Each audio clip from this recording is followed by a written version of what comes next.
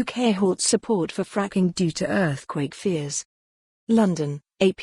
The British government has announced that it will no longer allow fracking because of new scientific analysis that casts doubts on the safety of the controversial practice. The government said Saturday the decision was based on a finding by the Oil and Gas Authority that it is not possible to clearly predict the likelihood or severity of earthquakes linked to fracking operations. The decision to announce a moratorium on fracking means the government will no longer support the use of fracking for shale gas extraction, and fracking planning proposals will not be moved forward.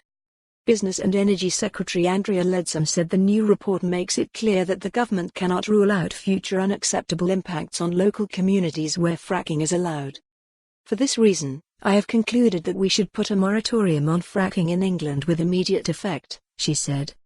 The government's new position was announced at the start of what is expected to be a hard-fought campaign ahead of a December 12 national election.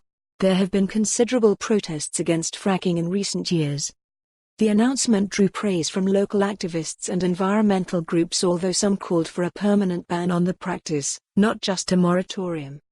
Activist Maureen Mills from the halts All Against Fracking group said fracking had taken an immeasurable toll on her region of northwestern England. Our communities are left physically and mentally drained and devastated. For what? Years of anguish, research, protest, tears and fears, she said. Stopping this industry has always been our goal, and our reasons are now being taken seriously. Rebecca Newsom, head of politics at Greenpeace, said fracking has no future in Britain because of widespread opposition. Opening up a new fossil fuel industry in this climate emergency was always an awful idea, and it's only seemed worse as the industry has lurched from mishap to disaster, she said. Grassroots activists across the country deserve huge credit. For more on this story, visit the news article link.